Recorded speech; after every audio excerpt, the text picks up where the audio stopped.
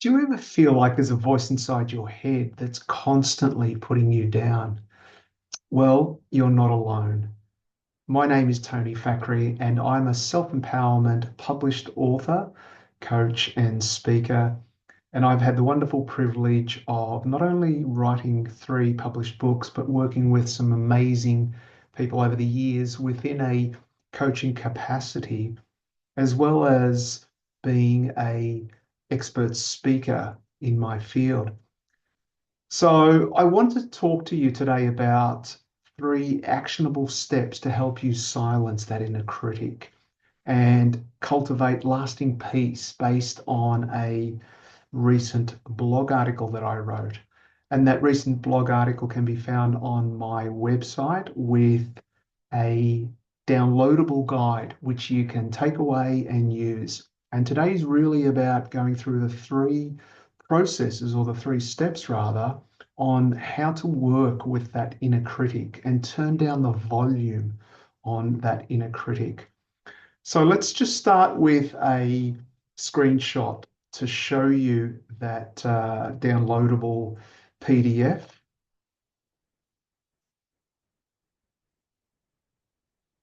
Okay, so if we can see here the PDF, How to Silence Your Inner Critic, Proven Methods for Emotional Healing and Lasting Peace.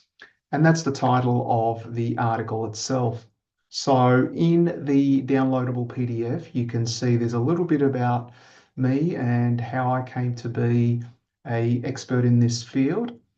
And then we move into a little bit of an introduction on the topic itself and an outline of the 3 steps which I'll be going through today, and how to actually reframe that negative self-talk, that negative inner critic. So it's a idea, and it's a aspect of us that pops up quite often. And I've worked with many people over the years who have, even successful people, who have this inner critic constantly telling them they're not good enough, or they're not worthy, or they won't amount to anything. And it doesn't just happen to normal people, but even successful people. So it tends to overshadow our better part and try to minimize our self-worth. So let's go through those processes, or those 3 steps rather. So the first step is to identify and acknowledge the inner critic's voice, and that's really important. And so we've got to give it a name, or recognize its awareness or its presence in our life. And that is the fact that it's operating within our life because it's there. And there's no use trying to ignore it or push it away, because it will only grow stronger. Or what might happen indeed is that others will mirror that inner critic back to you, whether it be loved ones, family, or friends. So it's very important that we recognize the patterns of the inner critic. So what I invite you to do is to notice the specific thoughts that this inner critic tells you. What are some of those thoughts? Is it that you're not good enough, that you're not good looking enough, that you're not smart enough, that you're not physically competent? What does the inner critic say? What are the predominant themes? And so that's an important component. The second one is, when does the inner critic appear most? If you're anything like me, I tend to notice the inner critic when I'm pushing myself outside my comfort zone. So the inner critic will tell me, "Oh, Tony, just hang on. Things might not go as you expect. Um, you know, uh, you're not good enough to do this. There are people that are better than you. There are better authors who are much more accomplished than you. You really don't know what you're doing." So it's when we're pushing outside our comfort zone that the inner critic tends to surface and try to downplay or push us down in order to keep us safe. And here's the important component of that. In doing so, it's not trying to thwart our success, but keep us safe. So the inner critic does not want us to get hurt.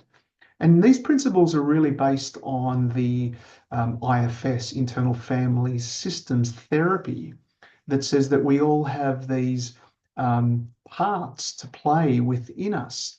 And the role of a part is really to keep us safe so that we don't get hurt.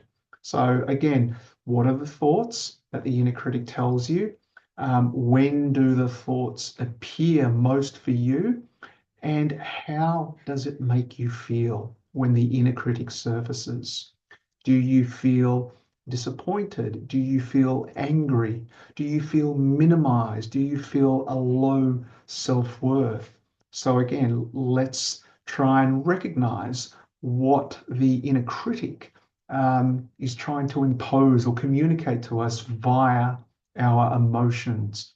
And then lastly, what are the recurring themes of the inner critic insofar as what has it pushed you to do? For example, if you were going for a pay rise and the inner critic said, don't be silly, you're not worthy of that pay rise. Who are you to go for a pay rise when there are much more qualified and successful candidates or co-workers who could do that job better than you? So being aware of that theme is important. And so what I suggest that you do is to write these down. And again, the PDF download, it's a free download. There's nothing to pay. It's at the end of the article. You download it. It's a PDF file and you can work with it.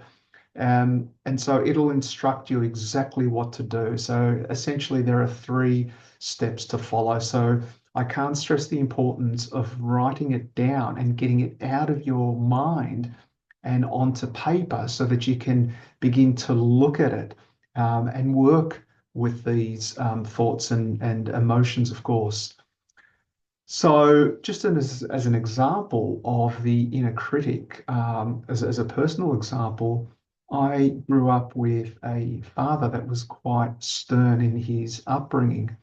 And so there was a sense of communicating to me as a young boy that nothing I did was ever good enough. And what he meant by that is that if I couldn't do the smaller jobs that he asked of me, such as putting a wrench spanner back in its place, and I failed to do that properly, then if I couldn't do the smaller tasks, I couldn't do bigger tasks. And that's the impression that I got. And it probably wasn't necessarily his intention for me at the time, but as a young child of 7, 8, 9, that's what I took on. And so I took on that understanding as a young child, and it became part of my inner critic as an adult because I didn't deal with it, of course. I didn't deal with it until it imposed itself on me. And then, like a viral network, it took over my life. And if I tried to take action in certain areas of my life, such as goals or projects, the inner critic was constantly there telling me that I couldn't do those bigger tasks, those bigger goals, because I couldn't attend to the smaller goals. And it sounded like the authority of my father. And I could remember this voice in my 20s and in my 30s until I actually decided to confront the inner critic. And through journaling, which I've been doing for decades now, helped me communicate and understand the inner critic. And that's the important component here. So if you really do take an important message away from this video, that is understanding the inner critic and how to work with it. And it's not there to thwart your success, but really to show you a different side of your inner self, to highlight an aspect that we have forgotten or neglected. So it's really about writing down what the inner critic is trying to communicate and then working through those points I've listed in the PDF. So step two then invites us to challenge and reframe those negative thoughts. So the idea of challenging and reframing our negative thoughts so we don't take anything for granted that the negative critic tells us. A lot of the falsehoods that the inner critic tries to tell us are indeed just fear-based thoughts. So I would often say to myself when the inner critic would arise, oh, here is the inner critic. The inner critic is here, and it's trying to convince me of something that isn't real.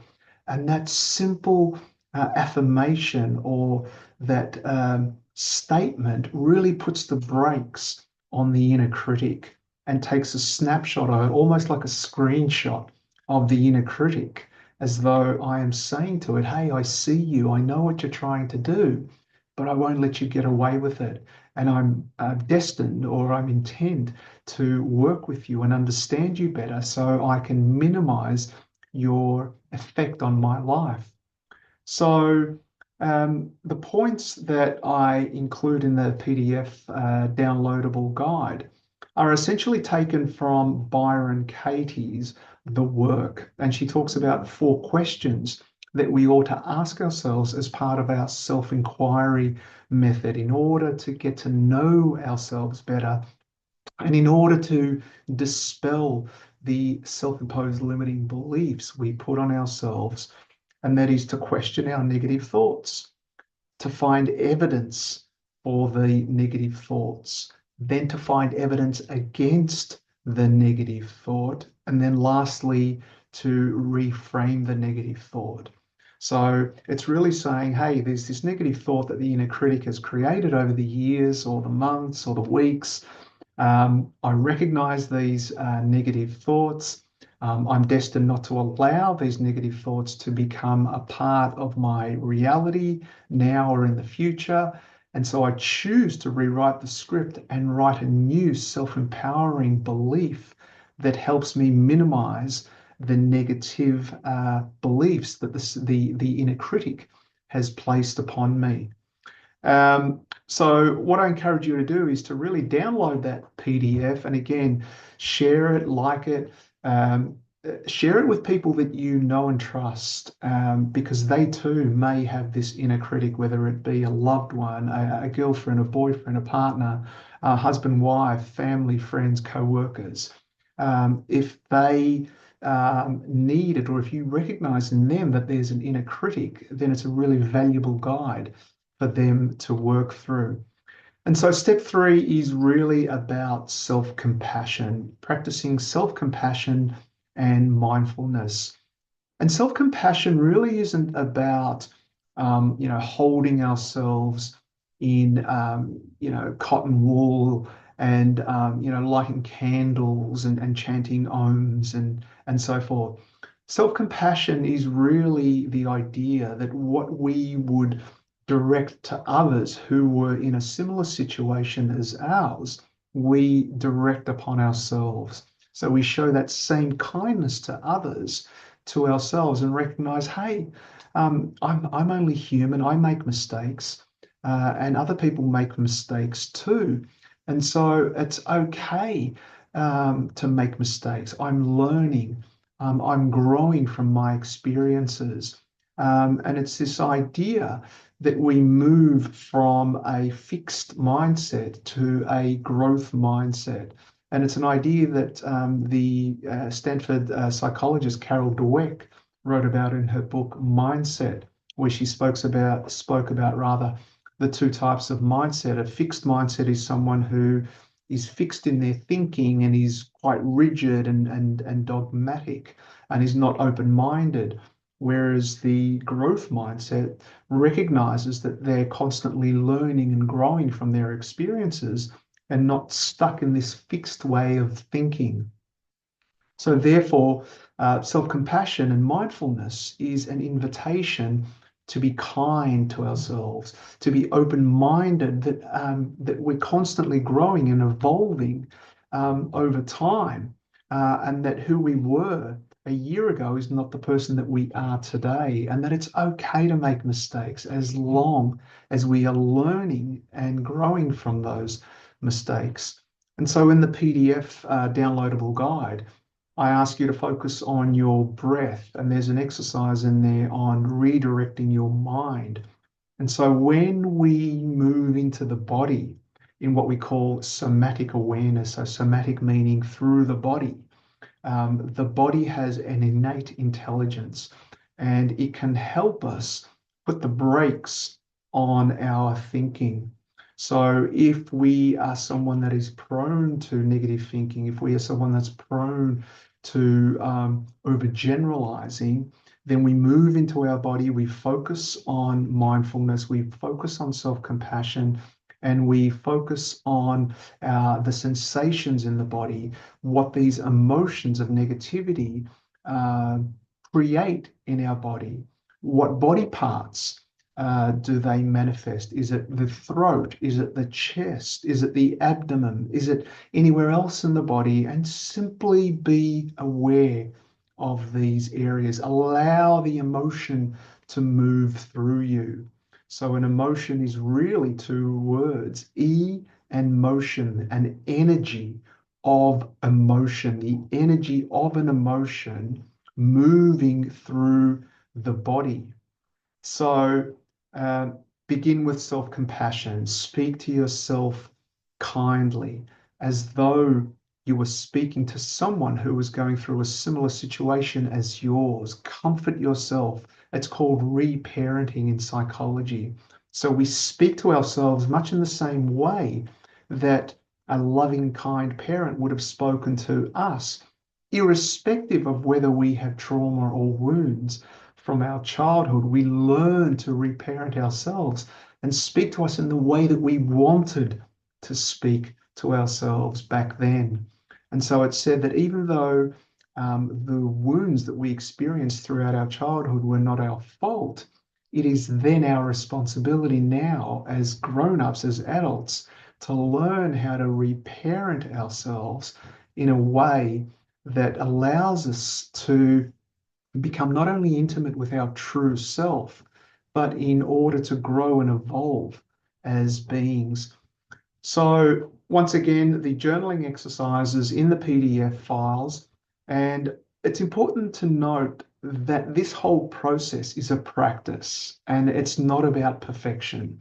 So I invite you to let go of that perfection mentality, the sense that you've got to get it right or got to get it right within the next few weeks or the next few months, because there's nothing to actually achieve, because it's in the journey of undertaking that you actually grow. So your growth is buried within that journey. And it's said in Stoicism that the obstacle is the way. And what's meant by that is that our challenges actually create the path towards the fulfillment of our growth and expansion as individuals. So just going over that one more time, we've got those 3 points that I mentioned. And so those 3 steps, the step one was identify and acknowledge the inner critic taking place. Be aware of the inner critic. What does it sound like? What does it look like? Where does it reside? When does it show itself in your life? That's important. Point or step number 2 is to challenge and reframe your negative thoughts. And so using those 4-step principles, which are loosely based on Byron Katie's 4 inquiry questions. And then step 3 is really about practicing self-compassion and mindfulness in order to reparent ourselves and change our inner dialogue. And I can tell you from personal experience, it is possible, because as someone that lived with this inner critic for so long, well into their 20s and 30s, when I actually challenged the inner critic, when I confronted the inner critic, when I healed and transformed the inner critic, I recognized that it was simply the voice of my parent, my father, and it was not my own voice. And one of the biggest revelations for me was, why would I want to take on someone else's view of myself when it was as a young child? I'm not a young child anymore. I'm now an adult. So I'm able to create a new understanding of myself. And that understanding is one of kindness and compassion. So we change our internal dialogue. So, reiterating once more, it's a practice and it's not about perfection. Yes, it takes time, but if you're certainly invested in the process, then there's nothing to rush to or rush through, rather, but rather take your time and watch as you naturally grow and evolve from the experience. So finally, just ending on this note, to visit my website for that downloadable link, I'll include it in the description below. So it's Tony Fackery, TonyFahkry.com, and you can find that article, the first article there, the downloadable, the free downloadable guide at the bottom of the article. And once again, I encourage you to like, share, and comment on this video and really get the message out into the world about reframing that inner critic and changing our inner dialogue to foster that true sense of who we are. So thank you once again for joining me on this video, and I trust that you've gained enough knowledge and experience from this short session. And my name is Tony Fackery, and thank you once again.